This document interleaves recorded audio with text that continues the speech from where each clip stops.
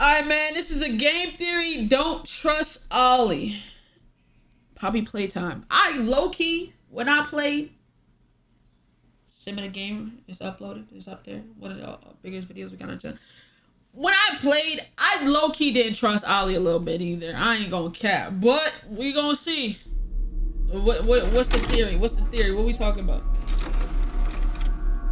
Greetings, theorist, and welcome to your first day here at Game Theory. Join our community, whose diligence and care for others will help shape a brighter future. Just you see.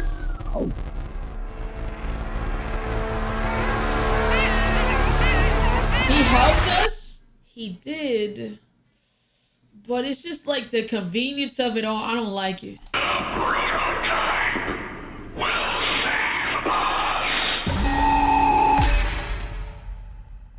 Hello, Internet. Welcome to Game Theory, the show that might be a little late to the Poppy party, but hey, so are mob games, so fair is fair. Now, I'm sure you're probably wondering why MatPat suddenly sounds British, so let me introduce myself. I'm Tom. I'm from England. I'm allergic to apples. I want to be Dorko at axe throwing. You're allergic to apples? That actually has to suck. Oh!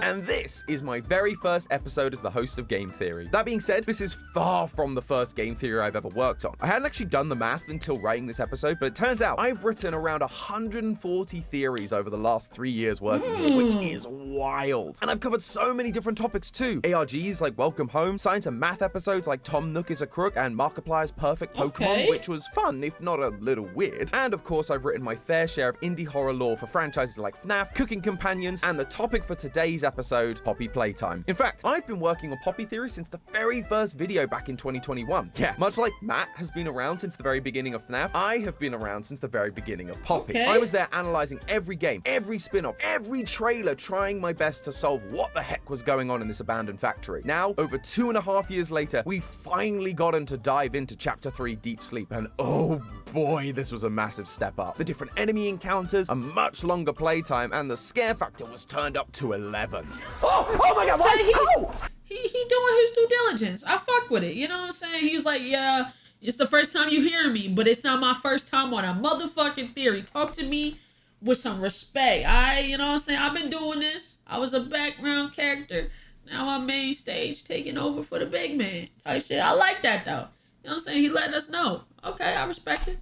Weirdly, not the scariest teacher I've ever had. High school theater was rough. But that moment's a little way into the story, so let's start from the beginning. We are dropped down a trash chute by the big bad of this chapter, Catnap. After escaping being crushed, we find our way down to a giant underground orb that contains the mysterious and horrifying location that's been teased since the end of Chapter 2, the Playcare. As we descend, we are introduced to a new character, Ollie, a young boy that speaks to us over a telephone and is working alongside Poppy and Kissy to take down the prototype. I know you're probably mad at Poppy for not letting you escape, but she needs you. We need you. You are our mission.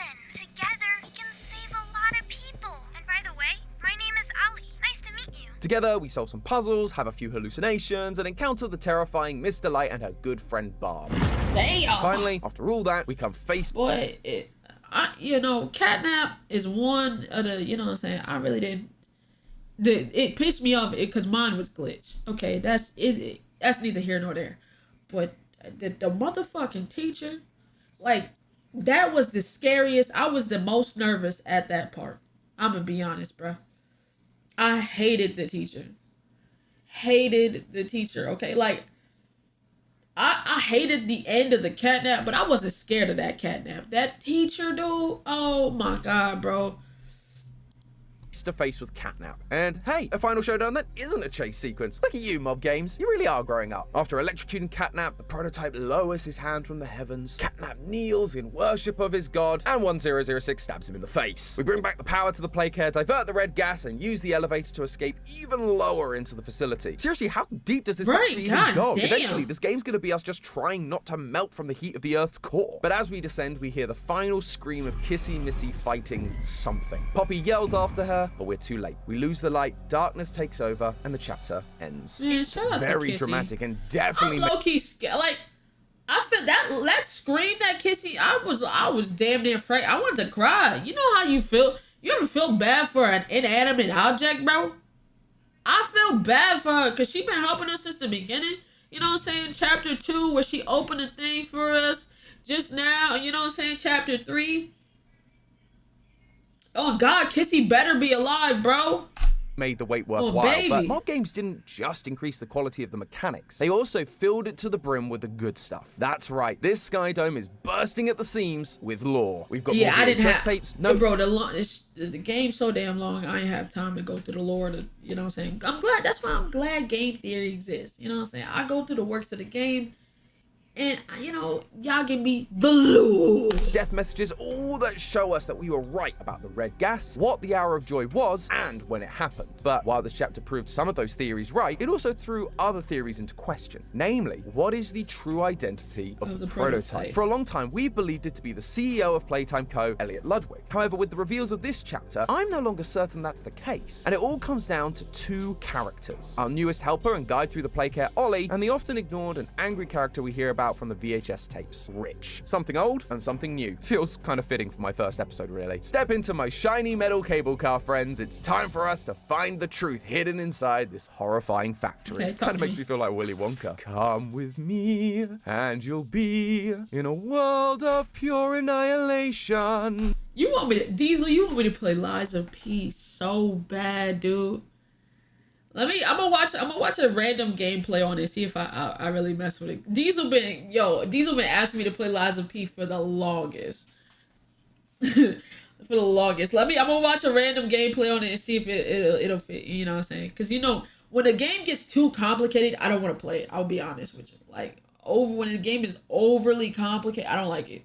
You know what I mean? Like, I can do with the upgrading and the, you know what I'm saying, grab this, but like when I have to, you know, so we'll see. Eat your heart out, Chalamet. So to kick things off, why do I think Elliot Ludwig is deconfirmed as the prototype? Well, in this chapter, there is a radio program we hear playing while exploring Home Sweet Home. Local authorities report that the body of a young boy has been found on the estate of the late Elliot Ludwig. Organs as well as key bones from the skeletal structure were reported missing from the body. The child's body was found at his home missing bones and organs. The pieces that we know are being used to create these bigger bodies, thanks to some paperwork discovered during the Chapter 3 ARG. This flies in the face of our initial theories that Elliot wasn't aware the experiments were being done. Now, it does say that this was the home of the late Elliot Ludwig, meaning that he was already dead when the body was discovered, but that doesn't mean that he was dead when the body was placed there. And given how explicit this is, it feels like the devs are trying very clearly to show us that he knew what was going on. In our recent timeline episode, our proposed solution was that he was aware, but lost his memory during the conversion process, like we see happen to Thomas Clark during the Restoration VHS tape. That's why he turns on the staff despite being involved in the experiments himself. However, I'll be the first to admit that this is pretty speculative. We've not heard from Elliot Ludwig himself outside of the announcement for Playcare. We've assumed that he would become angry because we feel like he wanted to help the kids rather than hurt them thanks to the adoption posts around the factory, but it's a pretty loose connection. I also found this post from Reddit user Infinite Universe on the Game Theory subreddit that showed a drawing from Elliot Ludwig's office during Chapter 2. New video about Poppy Playtime. He believes experiment 106. I heavily disagree on that. This drawing is addressed to Elliot, but notice what's at the top of the picture. Mummy Longleg's arm, meaning Mummy, experiment 1222, had to be in existence while Elliot Ludwig was still alive. That's why I like the fact that people like add their inputs to these, because you know what I'm saying, they found something that, you know what I'm saying, y'all really didn't. You feel me? The Brigger is growing on me. He is. Brigger is crazy, but he cooking right now. I like it, and his voice is like kind of soothing. I fuck with it. So he cannot be experiment 1006. It's basic math. So this isn't exactly new evidence for Chapter 3, but it is great evidence nonetheless, and it was certainly new to me. Good job on finding that one, guys. So if it's not Elliot Ludwig, then who is the prototype? For that answer, we need to take a look at our something old, Rich. If you have no idea who I'm talking about, I don't really blame you. To be honest, I kept forgetting who he was between chapters. Despite appearing in every installment, he doesn't seem to have any connection to the story whatsoever. Yeah, low-key, I forgot who I'm pretty sure we watched the couple. We didn't watch every single theory, but we watched a couple. Storage rooms in Chapter 1. He got demoted in Chapter 2 to the, quote, Island of Misfit Toys, which, you know, nice Rudolph reference there. But third time's the charm, I guess, because now in Chapter 3, he's back with another VHS in one of the caves we explore outside the playcare. When I heard his name, I realized he had to be important to all this. And thanks to this new VHS, I think we know why. Have a listen and see if anything jumps out to you. I take it you're not a fan of these plays, are you? Nope, Never liked the feel of it.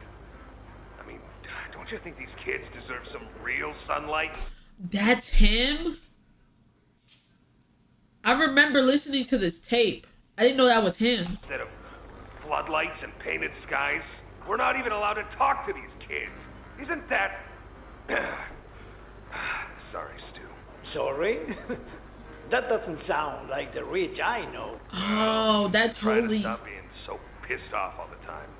My wife says I'm a lovely man, but I gotta control my temper. Did you catch it? Rich actually cares for these kids. In his very first tape, he mentions how he feels the orphanage is a good idea, but he also points out it's very on brand for the company, so it makes him seem distant. But in this tape though, he outright says how he feels about this place and how it treats the orphans. Underneath his aggressive exterior, he cares for them, and that attitude seems to be working in his favor. You know, Richie, with my retirement coming up, they've been pushing hard for me to choose my replacement. I'm thinking about giving the role to you. Really? Wait, who is Stu though?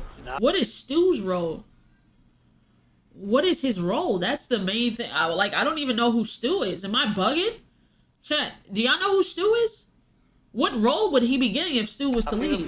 The manager? But I think there's a decent guy beneath all that graft. He's getting promoted. It's unclear to what position, but we do know that the higher up in this company you get, the more you begin to learn about the true nature of things. It's the executives at the company that are running the Bigger Bodies initiative. And so there's a chance that dear old Rich here got promoted and was clued into what was going on. And given his love for these kids, I have a feeling that wouldn't sit too well. This puts Rich in an interesting position as it primes him to potentially be the true identity of either the prototype or the player themselves. We know the player Ooh.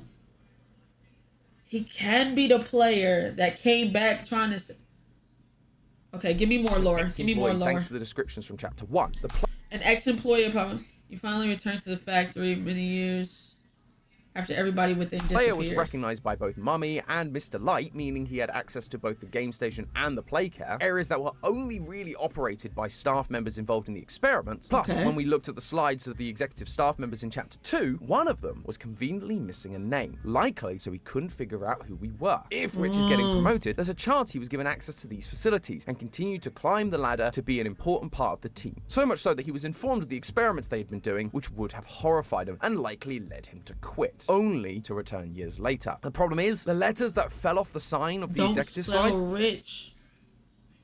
Don't spell Rich, or Richard, or anything that would point towards him being an executive. The tapes also show Rich to be an aggressive type who isn't afraid to speak his mind. For him to miss the hour of joy, he would have had to just run away, which doesn't feel in character for him. I also don't think Playtime Co. would be particularly happy with someone who knew what was going on and had a tendency to make a fuss about it, just leaving their position. I mean, just look at Paul Rowan Stoll, fed to Boxy Boo for discovering the truth and planning to release it to the public. Which is why I think it is far more likely that Rich is the one that goes on to become the prototype. The VHS shows that while Rich is trying to keep it under control, he has a temper on him, which matches nicely with the prototype's violent tendencies. Because the next day I got demoted down here to the freaking island of misfit toys!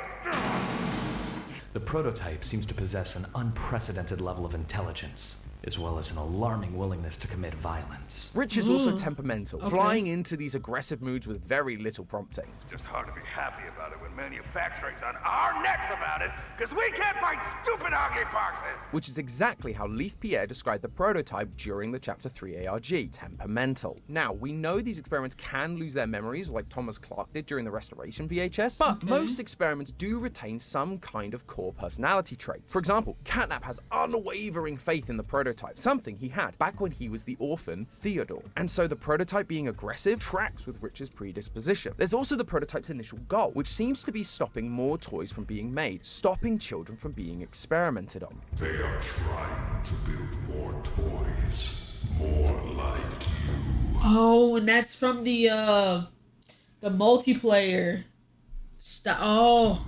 It has to be stopped. Which again ties into Rich's protective attitude towards these orphans. Don't you think these kids deserve some real sunlight instead of floodlights and painted skies. But once again, that's all interpretation. Mapping one character's emotions onto another isn't exactly solid proof. However, there is one more piece of evidence that I think ties Rich to the prototype in a pretty undeniable way. Outside the Playcare Dome, we can find Catnap worshipping the prototype at a shrine that's built What? using scrap metal and toy parts. But what's I interesting— did not see that. I did not see that. What the fuck? He was down there that whole time? Catnap worshipping the prototype at a shrine that's built using scrap metal and toy parts. But what's interesting about it is this part right at the front, a human skeleton, acting as the head of this abomination. But it's not just any skeleton either. This skeleton is wearing a hard hat. I know, that seems like a really random detail, but think back to all the tapes we found of Rich so far. Each one has been found in the location that Rich was working in. Chapter 1 was the storage room, Chapter 2 was the rejected toy room, and in Chapter 3 we find his tape inside the cave next to toolboxes, construction platforms, and builder's logs. Rich is working in construction, likely after being demoted again from the rejected toy department. Now, I'm not saying that this skeleton is Rich. Instead, I'm saying that much like this shrine is symbolically showing us the prototype and how it's made of lots of toys, this skeleton is symbolically trying to tell us that Rich, a construction worker, is the human inside the prototype. A man who was angry at the company for destroying the lives of these innocent children, and so given the opportunity, make took sense. revenge. It also lines up pretty well from a timeline perspective. It might be easy to think that if Rich became the prototype, he couldn't be angry at the company or their experiments, as the children weren't turned into toys until after the prototype was made. But that isn't necessarily the case. Remember, the prototype is experiment 1006, and in Elliot Ludwig's office, there's a note talking about the experiment using poppy gel to revive dead rats. It's the one that has the line about using larger subjects, i.e. children. This test was labeled 814, almost 200 experiments before the prototype came into existence,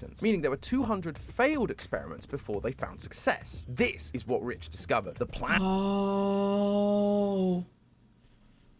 Okay. All right. It is making a lot of sense. It's very well put together where it can make sense, because if you see that they're failing with all these experiments, that's damn near 1,000 kids dead, and then they get the fucking, you know what I'm saying, the experiment on you and every other thing. It was after that. And he wanted them to stop. They used him as the experiment for the prototype. And then he turns into the prototype and is trying to stop them from making more big toys after they successfully made a big toy with him. Okay. Plans to turn these kids into monsters. Maybe he even witnessed those 200 experiments fail. The lives of those orphans lost in the pursuit of science, innovation, and cheap labor. So he did what he always did. He complained. He tried to get it shut down, but obviously it didn't work. And Playtime Co. did the only thing they could do to stop him going to the press. They used him as another test subject, helping to create the first successful experiment, 1006. And so he rallied the toys to help him take revenge on those who harmed them. Okay, but I thought this was about Ollie. So who the fuck is Ollie? The one thing they've longed for. That is a clip from the song Sleep Well by CG5, a song made in partnership with Mob Games and was posted to the official Mob Games YouTube channel. It is an absolute bop, but what's more important is the extra lore hints it gives us. The song shows the toys prior to the Hour of Joy, repeating over and over again that they want freedom. This was the reason for rebelling and causing the Hour of Joy. This is what the prototype was promising them, and as we know, they succeed. They kill off all the staff members, they have control of the factory, save the orphans, and yet, when we return, the toys are still here, still serving 1006. They never got their freedom, but why? Well, in the song, we do hear this repeated lyric, an artificial facade from a fraud of a god. And it makes way more sense when you check out the other version of this song that was released on the same day on CG5's channel. The song is exactly the same, but the video is different. It's set after the Hour of Joy, with a destroyed Playtime Co. factory, scratches, dust, and blood lining the walls. The toys are still singing about freedom even now, and so it feels like Mob Games spelling out that 1006, the only character we know that has been compared to a god, is a liar. And we can see this for ourselves in the Chapter 3 death screens. We've believed for a while that these death screens are not coming from just one person, but rather multiple. Most notably, however, any message with capital letters seems— When did I swallow the beans? Some of the beans I spit out, some of the beans I swallowed, bro.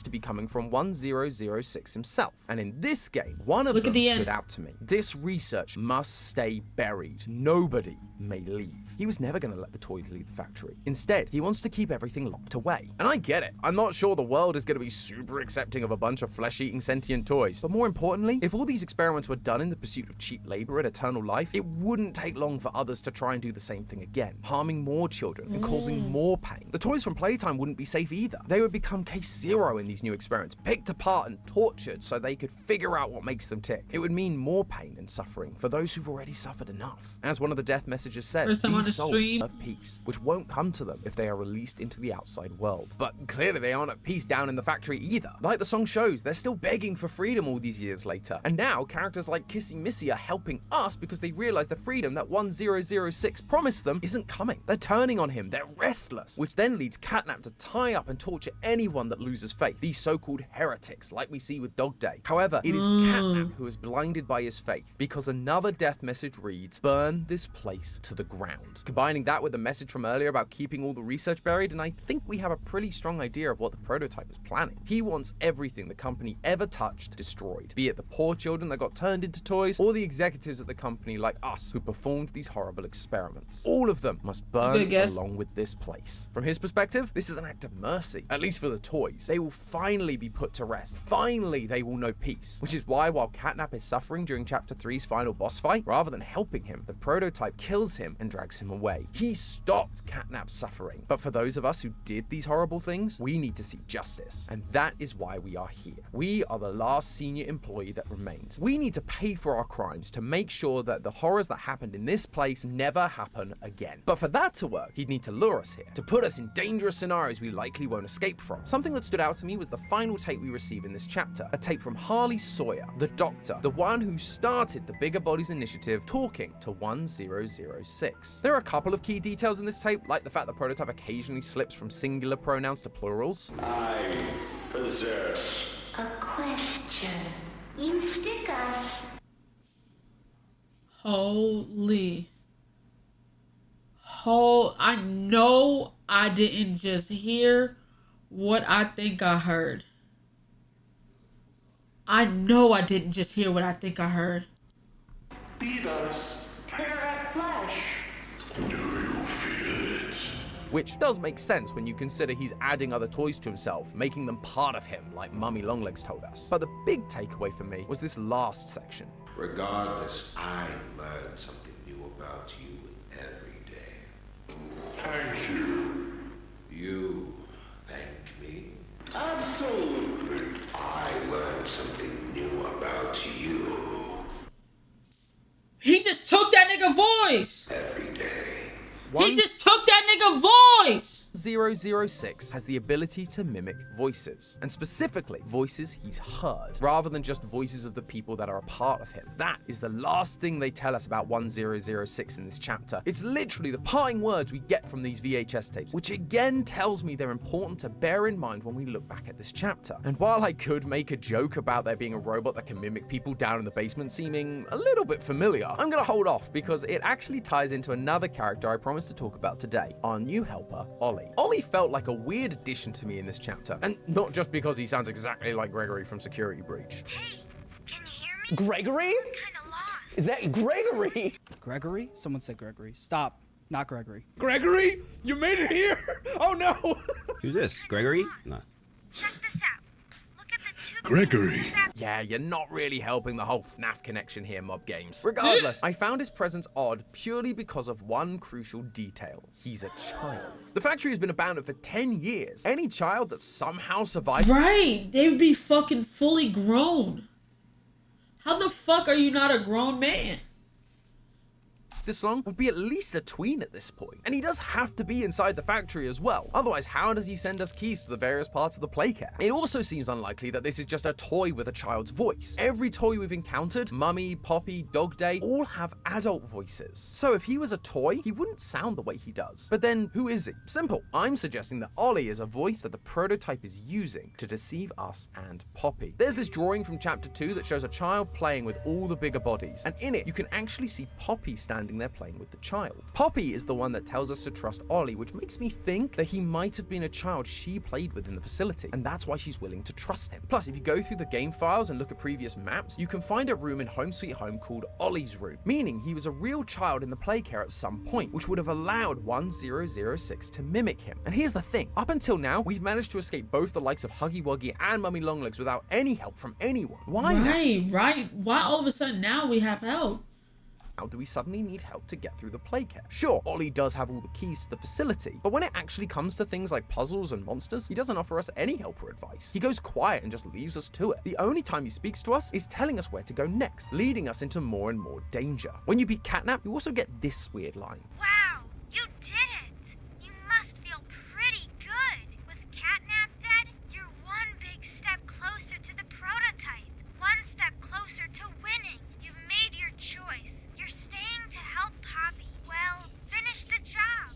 This win is yours. The words are technically correct. The best kind of correct. But the tone feels off, almost sarcastic, especially that line, "You've made your choice." Like, my guy, I've been helping Poppy since the beginning. That hasn't changed. And also, I couldn't escape even if I wanted to. What I think this is a slipping of the mask. Ollie accidentally revealing his true self because he doesn't want us to win. He wants us dead. Now, he doesn't speak entirely in plurals, but as I mentioned earlier, neither does the prototype, especially when he's mimicking someone else. I learn something new about you every day. I learn something new about you every day. That being said, Ollie does occasionally use lines like this. But she needs you. We need you. You are our mission.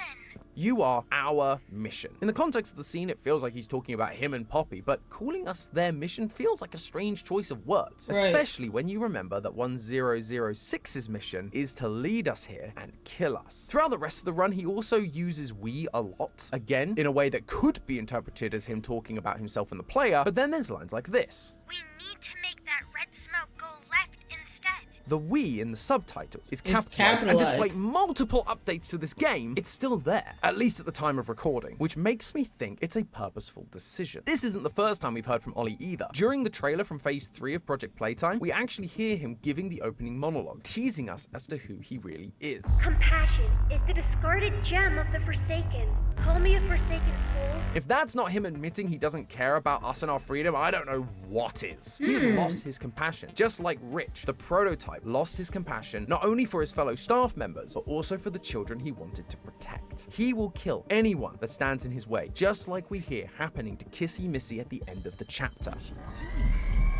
No! Him telling us that he is a wayward plaything cast aside and lost in the depths of abandonment is literally what happened to the prototype. He was just a plaything to Harley Sawyer, and then eventually cast aside into the depths of the facility once he finished serving his purpose. And remember when I said that 1006 speaks in capital letters? Well, in Project Playtime, the VHS tapes use the same capital letters, and its use of plurals seems to confirm that our theory that this is 1006 is right. We understand you desire answers. You wonder who we are. It was your doing that made us. And in Phase 2, we actually receive a gift from 1006. You may have noticed it. It is the phone, a telephone that will be oh so familiar to anyone that has played Chapter 3. The telephone, the monologue, the mimicking voices, it all points to our new friend Ollie actually being the prototype. A fake voice mimicked from a child he once knew to give us a false sense of security and allow us to be manipulated. All in the hopes of fulfilling his goal of burning down the company that has tortured so many people. But after all this time, the prototype, Rich, the once kind man who dared to stand up for what he believed in, he doesn't care who he hurts. You, Poppy, even the children he swore to protect. Their deaths are now just what it takes to see Playtime Co.'s legacy removed from the face of the earth. And so, if we want any chance of surviving the next chapter, we need to remember one thing. Don't trust Ollie. And also remember, that's just a theory. A game theory! Thanks for watching. And if you're hungry for more Poppy lore, well, have I got a video for you. Over on the left, you'll find the Poppy Playtime timeline that we did just before the release of Chapter 3. It's a little out of date in places, but I promise you, it's a great video. If you... Damn. It's all making sense. Hey, we don't trust that nigga Ollie over here. Fucking 10 bad. For you 10 bad. For you 10 bad. For you 10 bad. We don't trust that nigga Ollie for you 10 bad. Oh, baby. Oh, baby.